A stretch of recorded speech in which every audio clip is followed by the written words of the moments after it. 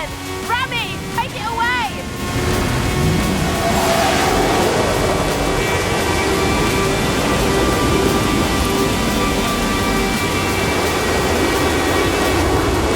They upgraded my pilot's license!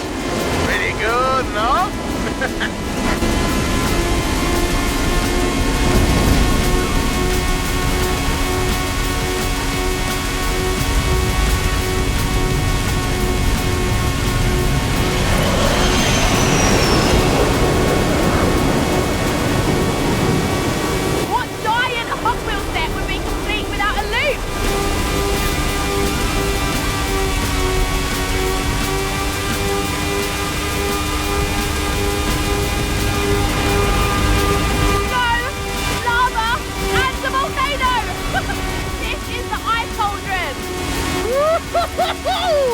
I feel the need for cheese!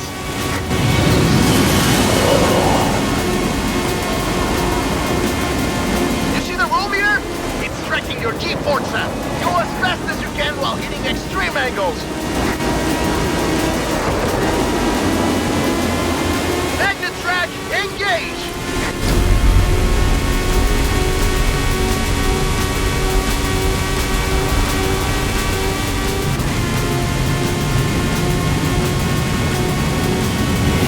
Watch the birdie!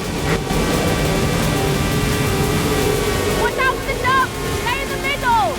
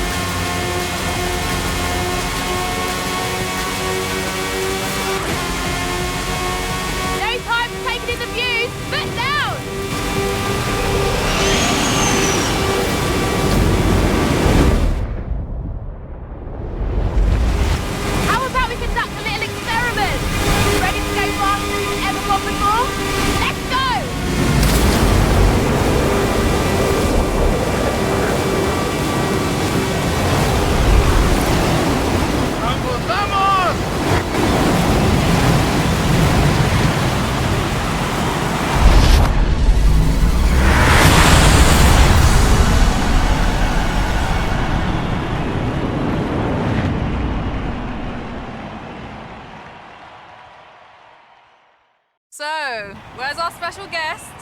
The Hot Wheels expert? Haven't figured it out yet, have you? Get in!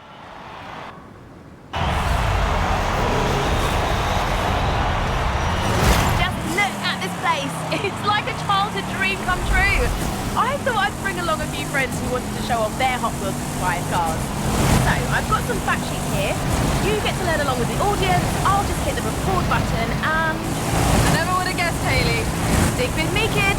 The biggest Hot Wheels expert on Earth is about to take you to school. It all started with Elliot Handler, who saw the toy cars his son played with and thought to himself, I could make something better. You see, right from the very beginning, Elliot envisioned a toy car that looked cool and rolled fast, making it that much more fun to play with. At the time, there was nothing out there like that. Handler brought in former rocket engineer Jack Ryan and General Motors car designer Harry Bradley to help. And between them, they made the first 16 cars, known as the original 16. Jack's team developed the stainless steel axles and Delrin hubs that allowed the cars to roll super fast, while Harry made them look super eye-catching. Harry and Jack's contributions became the pillars of Hot Wheels, performance and design. The first car off the production line was a custom Camaro, and not like the one you're driving right now. Ah, I see what you did there. Yeah! And another of the original 16 was the custom Fleetside, based on Harry's custom Chevy El Camino. Most of those early designs were inspired by hot rods and muscle cars, which were popular in California car culture at the time. After Harry Bradley, more designers joined the team, like Ira Guilford from Chrysler, who did the Twin Mill, and Larry Wood from Ford, who designed the original Bone Shaker. But right from the beginning, they were designing cars to do one thing above all: roll really, really fast on plastic tracks. Wow, you've done your research. Research? I memorized this stuff when I was 6 years old. One reason why Hot Wheels are so eye-catching is because of a special paint called Spectraflame. They use a transparent lacquer applied over a polished zinc plating, which gave it a totally awesome metallic effect. Just like a real car, since then Hot Wheels has broadened and developed its paint techniques to support a variety of looks and effects. Fascinating stuff, right? Another detail was the red stripe on the tyres, like the one you're driving now. They called them red line tyres, and they look so cool! Red line tyres are a defining characteristic of this era and are really sought after by collectors.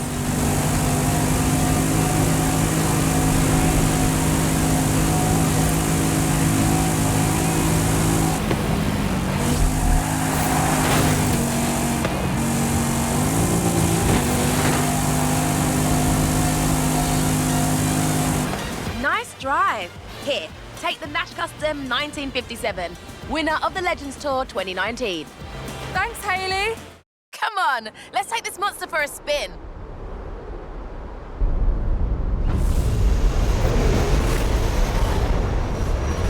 Careful! Technically, that's more than 1,400 brake horsepower you've got there.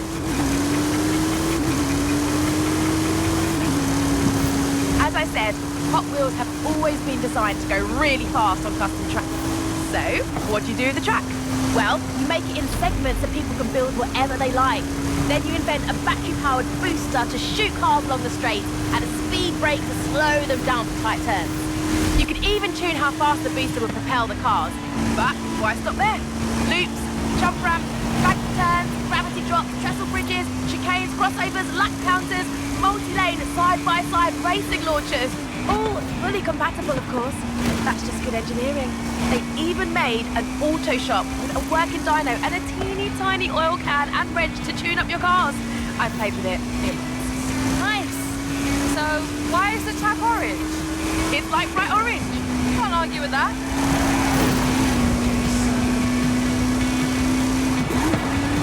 As you know, nothing is more exciting than seeing cars racing side by side. Hot Wheels made loads of accessories for this, including launchers for the start line, speedometers to clock the speed of passing cars, and finish gantries that could show which car had won. No cheating allowed. In the 70s, there were dedicated multi-lane track pieces, including the Fat Track, which was 3 lanes wide and had no dividers for risky overtakes.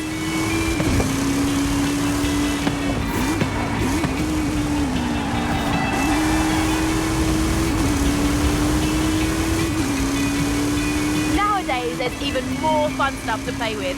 You've got figure eights, multi-story garages, rubber band kickers, and even giant sharks and dinosaurs that jump on the track. Why else do you think we got a giant dragon right here at the park?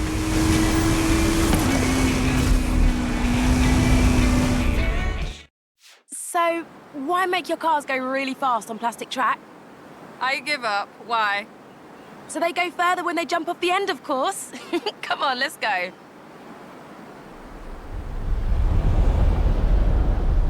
This is gonna be epic. I'm riding along with you for this bit.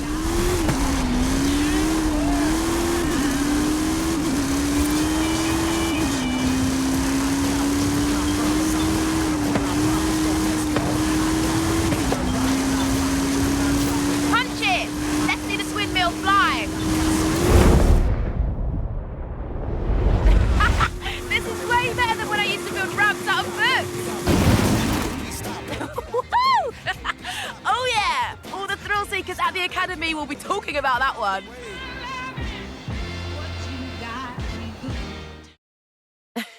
You're probably wondering what all this snake and mongoose talk is about, right?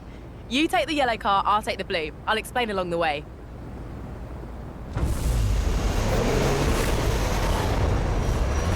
You've heard of Don Prudhomme and Tom McEwen, right? They were famous NHRA drag racers in the 70s who had a friendly rivalry going on for years. Don was a 4-time National Hot Rod Association champ and Motorsport Hall of Famer. He was nicknamed the Snake. And Tom McEwen was another dragster who won the NHRA US Nationals. They called him the Mongoose. They were both well-established racers in their own right. As the two of them competed in the US Nationals over the years, they crossed paths numerous times, which sparked a friendly rivalry between them. Mattel proposed to make a series of toys based on the rivalry between the Snake and the Mongoose. The Hot Wheels sponsorship led to all kinds of drag-themed stuff.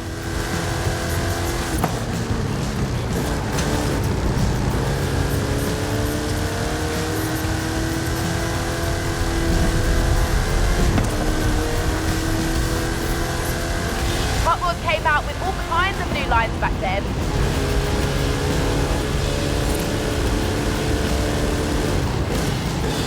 You had sets like the Rod Runner and the Big Belter, which launched cars with rubber bands. The Big Belter could even detect jump starts, which is pretty cool, right? These were a smash hit and propelled both Hot Wheels and drag racing to greater levels of fame. Heavyweights were designed to go faster on gravity drops, and Sizzlers had little battery-powered motors so you didn't need a launcher.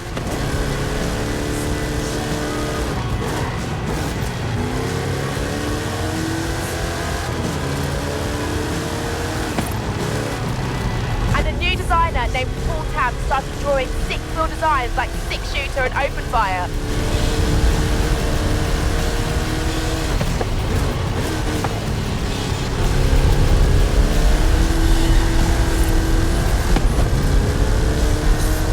Hot Wheels didn't stop there. There were loads of other innovations like Tampo printed patterns on the cars, which no one else was doing.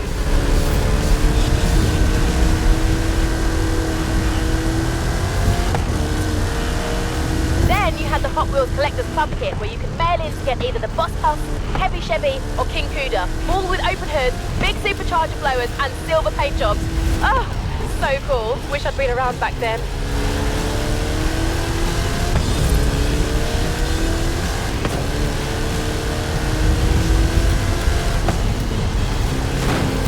You know what? All this talk about drag racing has given me an idea.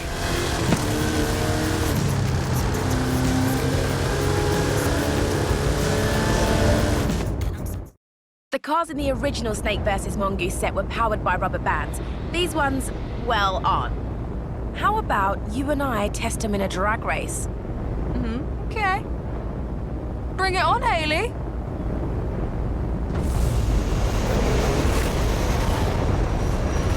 Time to see if that Snake has a bite.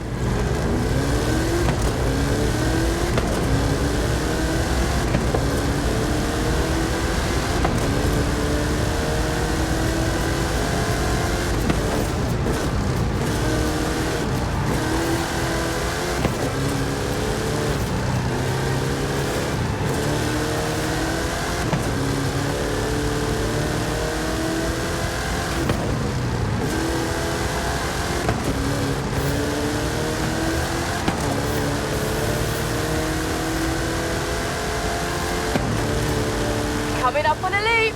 Keep your car in the middle.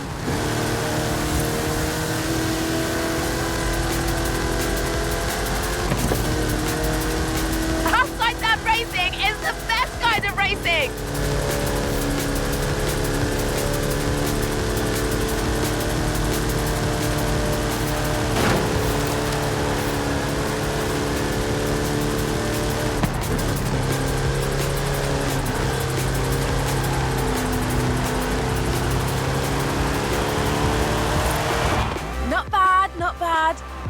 obviously let you in, though.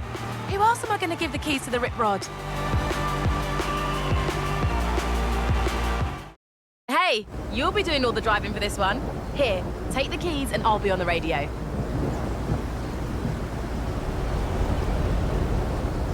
Fair warning, I've got loads to tell you, but I promise it'll be worth it.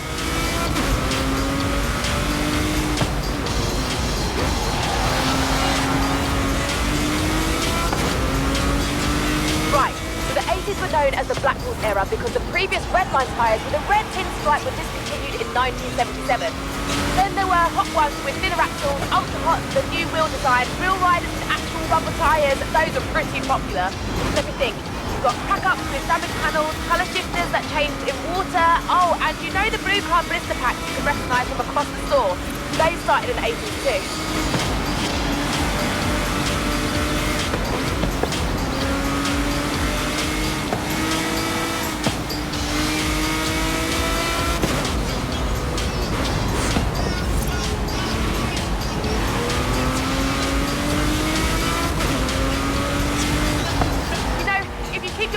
You can mail them in and redeem them for bonus cars. I didn't know that.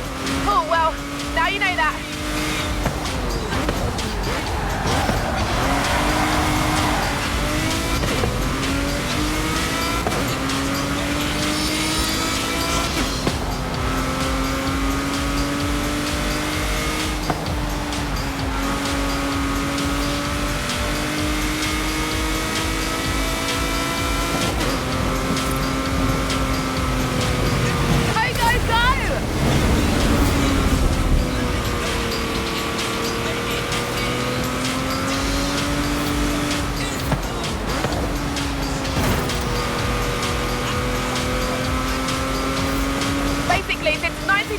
When they split up the product line into series and brought in numbering and limited editions, collecting Hot Wheels has gone from a hobby to a full-on obsession.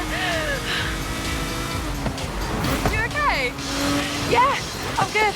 I'm good.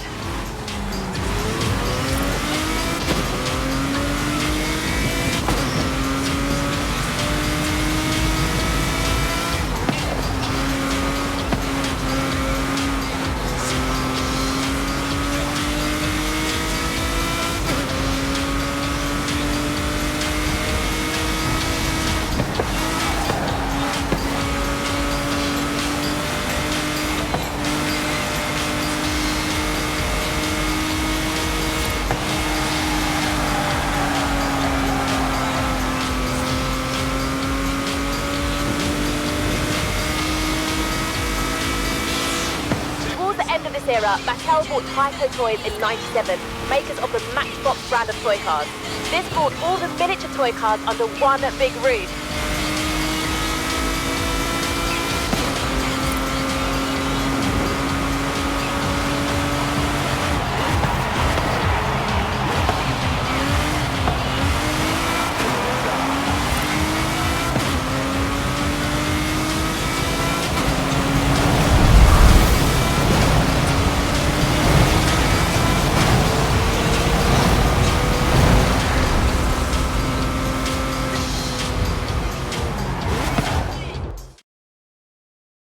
I've set you up with a rip rod for this one.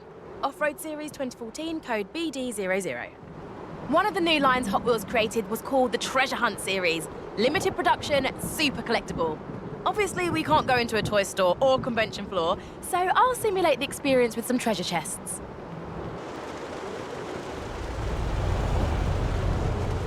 Go find that treasure! Collect them all!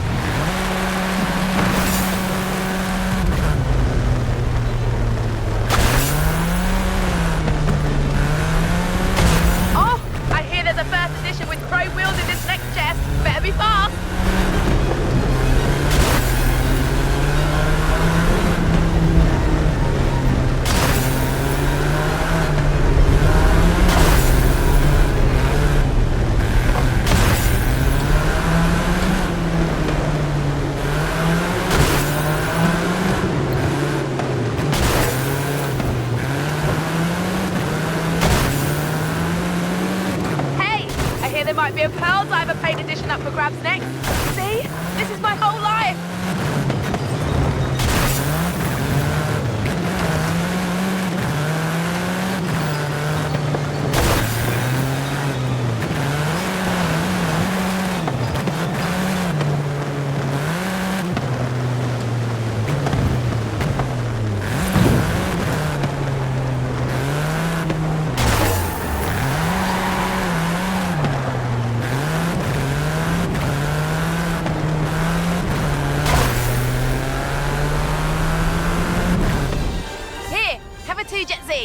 Now you know what it's like to be a proper Hot Wheels collector. Exhausting, right?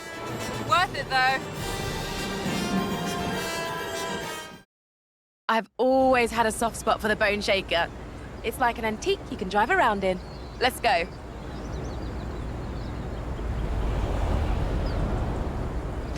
Oh, did I tell you about the Hot Wheels 50th anniversary back in 2018? No, but I have a feeling you're about to. They did a sweet black and gold series with matching livery and a whole collection of other 50th anniversary inspired cars throughout the line. They also started the Hot Wheels Legends Tour. Custom car builders compete to show off their best designs. Then Hot Wheels picks the best one and makes it into a 1/64 scale toy. That's how we ended up with the two GSkill, Nash Metropolitan and Custom Trans Am.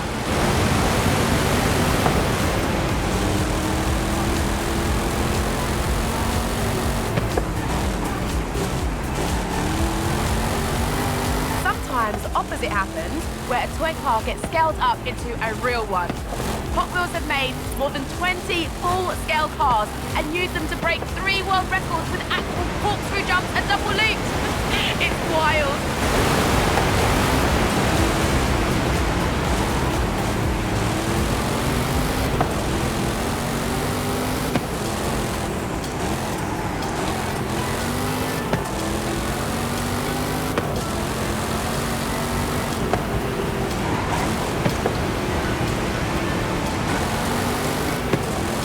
By the 2000s, loads of amazing designers had worked on Hot Wheels. Mark Jones, Phil Wheelman, Brendan Vatuski, Fraser Campbell, I could go on and on.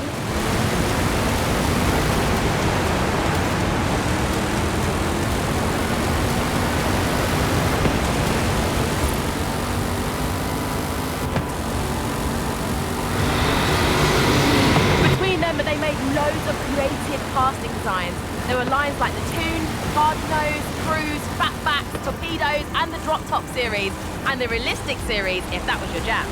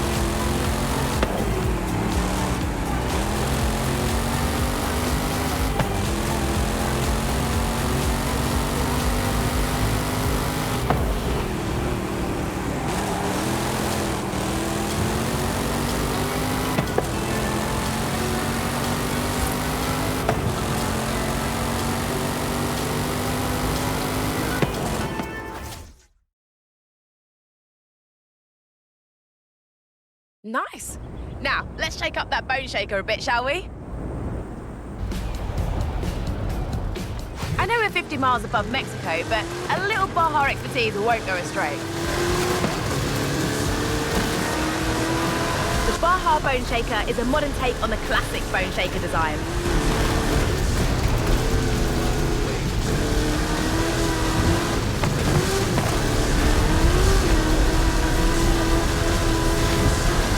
Have done heaps of cool stuff outside of model cars as well. You mean apart from the Horizon Festival? Exactly. There was an animated movie in 2003, a TV series called Hot Wheels Accelerators in 2005, and tons of video games going all the way back to the 8-bit version in 1984. Oh, those were the days.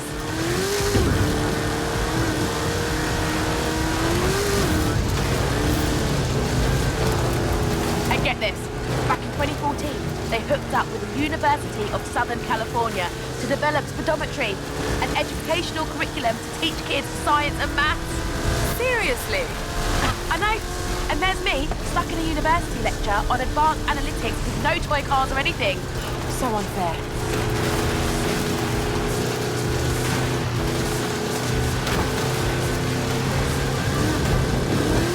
Thankfully, our cars have real suspension.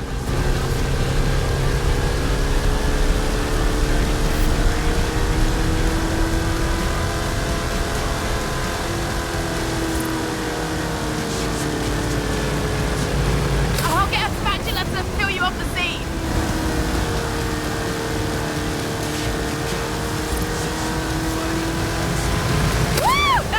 It's not cheating when it's Hot Wheels! Since it all began, there's been 20,000 different designs, and at least 8 billion cars have been made. Impressive, right?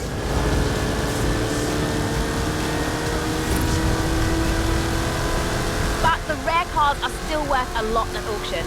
An ultra-rare prototype of the 1969 Volkswagen Beach Bomb sold for $72,000, and some collections are estimated to be worth over $1 million. In the early 2000s, several collector conventions began to spring up around the world, where fans could meet up to buy or sell cars, show off their collections, or just talk about their hobby.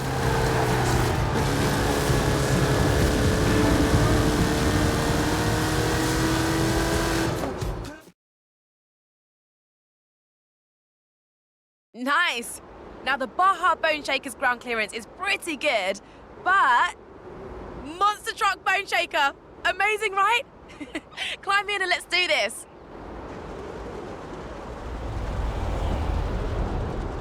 I figured we could finish the documentary in style with an epic stunt run in this beast. Don't ask how we got it up here.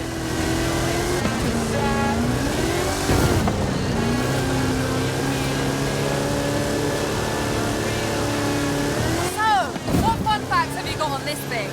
Can we do epic stunts now and do facts later, please? Very nice. We'll make a Hot Wheels Pro of you yet.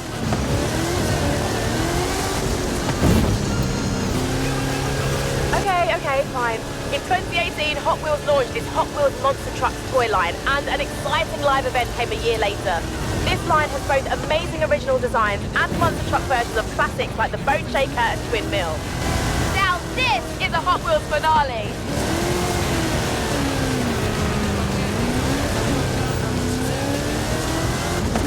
Couldn't have done it better at 1:64 scales.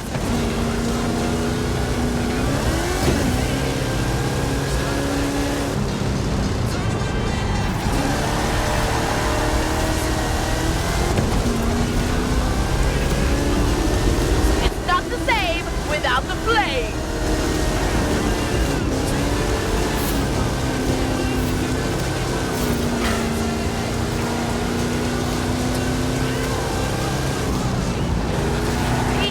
XE1 chassis, 540 cubic inch Chevrolet engine, 66 inch Terra tyres. It's a beast! Anyway, stunts please.